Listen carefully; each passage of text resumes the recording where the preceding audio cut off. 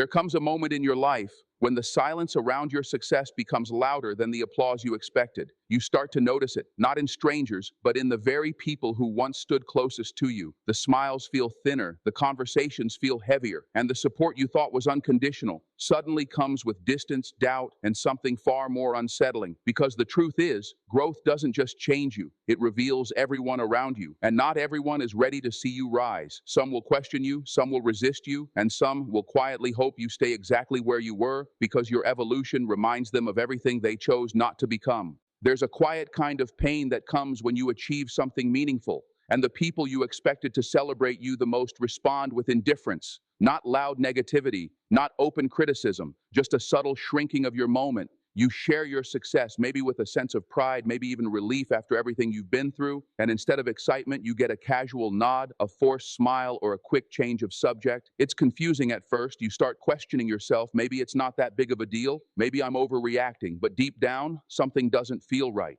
When people truly care about your growth, they feel it with you. Your happiness becomes their happiness. But when there's jealousy hidden beneath the surface, your progress becomes uncomfortable for them. It highlights a gap they don't want to face. And instead of confronting that feeling within themselves, they unconsciously try to reduce the weight of your achievement. They make it sound ordinary. Replace your excitement with neutrality, as if bringing your moment down somehow restores their balance. You might hear things like, "That's good, but let's see how long it lasts," or "Anyone could have done that." Sometimes it's not even words, it's the lack of reaction that speaks the loudest. No questions, no curiosity, no genuine interest in your journey, just silence where there should have been celebration. And that silence, it lingers. Over time, this kind of response starts affecting you more than you expect. You begin to hesitate before sharing your wins. You downplay your own progress just to avoid that uncomfortable energy. You shrink yourself, not because you're unsure of your growth, but because the environment around you doesn't know how to hold it. And that's where it becomes dangerous, not to your success, but to your sense of self-worth.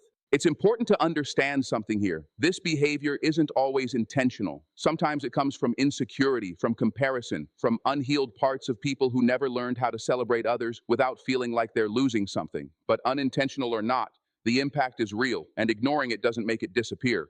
You don't need loud applause from everyone, but you do deserve acknowledgement. You deserve to feel seen, especially by those who claim to stand with you. When that's missing, it tells you more about their internal struggle than your external success. The key is not to let their reaction redefine your reality. Your growth is valid, even if it makes others uncomfortable. Your progress is meaningful, even if someone tries to make it seem small. You didn't come this far to question your own journey just because others can't recognize its value. So instead of shrinking to fit their comfort, expand into your truth. Celebrate yourself if no one else does, protect your energy, and most importantly, pay attention not to their words, but to their patterns. Because sometimes the loudest sign of jealousy is not what people say, but what they refuse to acknowledge. Sometimes the resistance doesn't come as opposition. It comes dressed as care. It sounds gentle, reasonable, even loving. They don't tell you to stop. They just suggest you slow down, think twice, be realistic. And at first, you trust it because it's coming from people you've known your whole life, people who are supposed to want the best for you. But if you listen closely, there's a pattern hiding beneath those words. Every time you try to move forward, there's a subtle voice pulling you back, not with force, but with doubt. Are you sure this is right?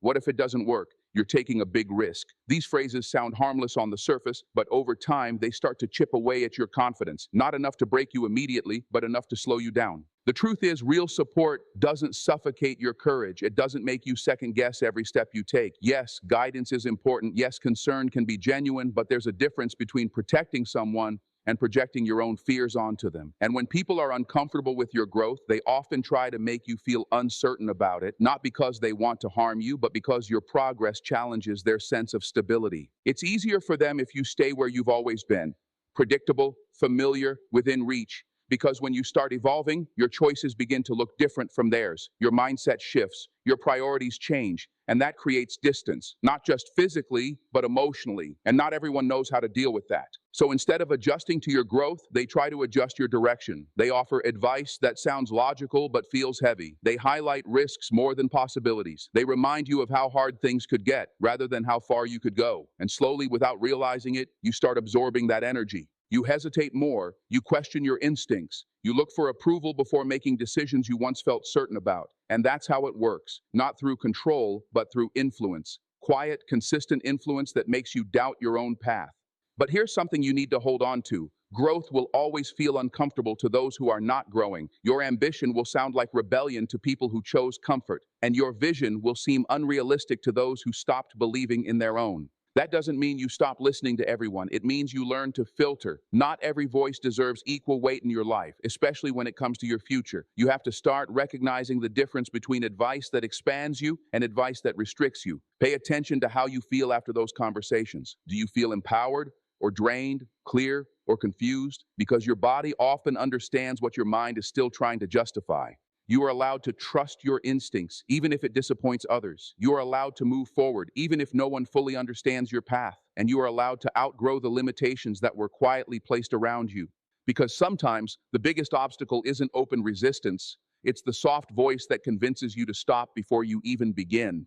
There's something deeply unsettling about becoming a better version of yourself, only to be constantly reminded of who you used to be. You begin to change, your mindset evolves, your habits improve, your vision becomes clearer, you start letting go of things that once defined you, and just when you feel like you're stepping into a new chapter, someone pulls you back into the old one.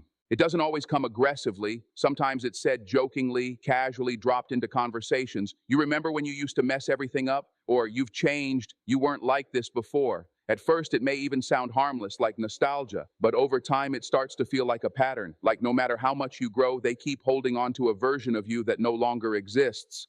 And that's where the weight begins to build, because instead of being seen for who you are becoming, you're constantly being measured against who you used to be. Your past is brought up not as a lesson, not as a reminder of how far you've come, but as a way to keep you grounded in an identity you've already outgrown. The truth is, when people are uncomfortable with your growth, they often reach for your past as a form of control. It gives them a sense of familiarity. It puts you back in a place where they understand you, where they feel equal or even superior. Because your progress, it disrupts that balance. It forces them to acknowledge change, not just in you, but in themselves. So instead of embracing your evolution, they revisit your old mistakes, they highlight your weaknesses, they replay moments you've already learned from, and slowly, it starts to affect how you see yourself. You begin to wonder, am I really that different? Am I just pretending to be something I'm not?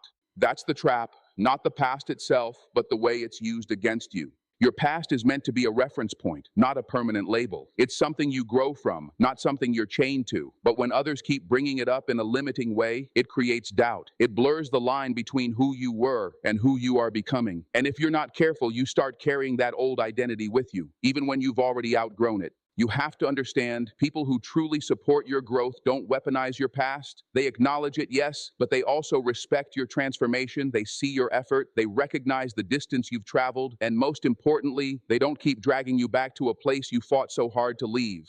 So when someone constantly reminds you of who you used to be, pause for a moment. Don't react emotionally. Just observe. Ask yourself, are they helping me grow, or are they trying to keep me familiar? Because growth requires separation, not just from habits, but from identities that no longer serve you. And sometimes the hardest part isn't changing yourself, it's accepting that others may not update their perception of you. But that doesn't mean you stop evolving. You are not your past mistakes. You are not the version of yourself that existed in moments of confusion, weakness, or lack of awareness. You are what you choose to become after all of that.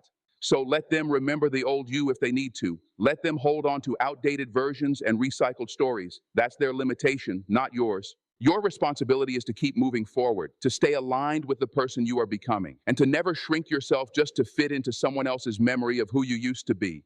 At some point, you begin to feel it, not through words, but through energy. The connection that once felt natural starts to feel strained. Conversations don't flow the way they used to. There's a certain heaviness in the air, like something unspoken is sitting between you and them. You haven't done anything wrong. You've simply started growing, and somehow that alone has changed the atmosphere.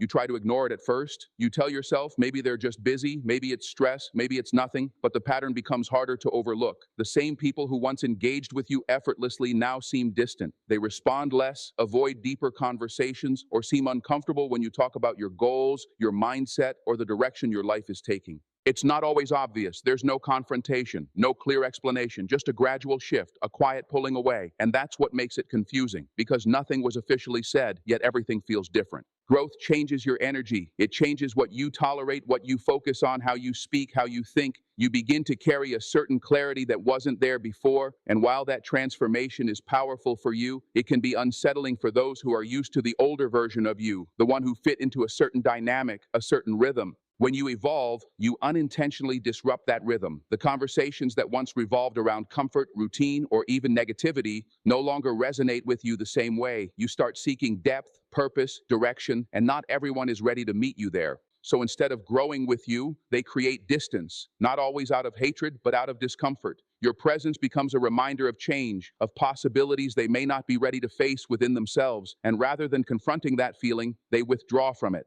You might notice shorter replies, less enthusiasm, fewer moments of genuine connection, or sometimes they're physically present but emotionally unavailable. You're talking, but they're not really listening. You're sharing, but they're not really receiving. It's as if your growth has placed you on a different frequency and the signal between you is slowly fading. And here's where it becomes important to stay grounded because it's easy to internalize this shift, to assume you've become too much or too different, to question whether your growth is creating distance that shouldn't exist. But the truth is, real connection doesn't break under growth, it evolves with it. If someone can only connect with you when you're small, when you're stagnant, when you're easy to relate to, then what they were connected to wasn't your true potential, it was your limitation. Not everyone will walk with you as you grow. Some relationships are built for a certain version of you, and when that version changes, the connection struggles to survive. That doesn't make you wrong. It simply reveals the depth and limits of that bond. You don't have to chase people who feel uncomfortable with your evolution. You don't have to shrink your mindset just to restore old dynamics, because the right people, the ones who truly align with your growth, won't feel threatened by your transformation. They'll be inspired by it. They'll adjust, evolve, and meet you where you are becoming. So if you feel that distance, don't panic. Don't force what no longer flows. Just observe it for what it is, a sign that you are changing, and not everyone is meant to experience you at every level. Keep growing anyway. At first, it doesn't look like competition. It's subtle, almost invisible. You're moving forward, focused on your own path, trying to become better than you were yesterday. And then slowly, something shifts. The energy between you and them starts to feel tense. Not openly hostile, not aggressive, but different, like there's an unspoken comparison happening beneath every interaction.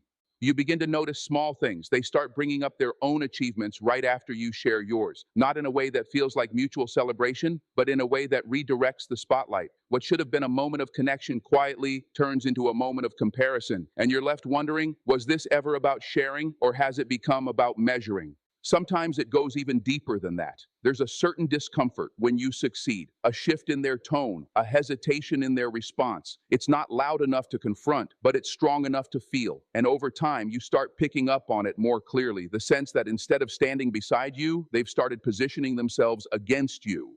This kind of dynamic is difficult to process, especially when it comes from people you expected support from, because family, in its healthiest form, is supposed to be a place of unity, not silent rivalry. It's supposed to be where you feel safe to grow, not where you feel like your growth is being evaluated.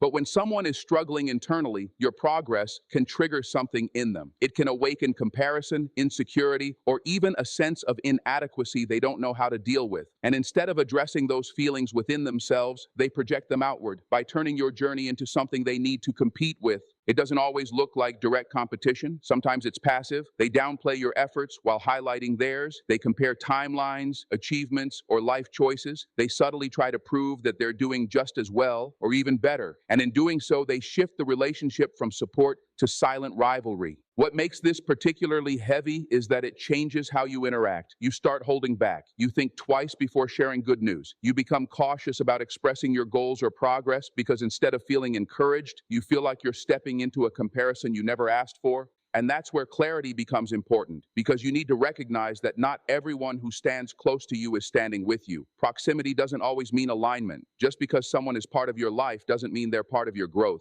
True support doesn't compete. It doesn't compare. It doesn't turn your success into a scoreboard. It celebrates you without needing to measure itself against you. It finds joy in your progress, not pressure. So when you start to feel that shift, that quiet sense of rivalry, don't ignore it. Don't try to force it back into something it no longer is. Just acknowledge it, understand it, and most importantly, don't let it pull you into the same mindset. You are not here to compete with the people around you. You are here to evolve beyond who you used to be. Your journey is personal. Your growth is individual, and it doesn't need validation through comparison. Let them measure if they choose to. Let them turn it into something it was never meant to be, but you stay focused, stay grounded, and keep moving forward without turning your path into a competition. Because the moment you stop competing is the moment you truly start growing.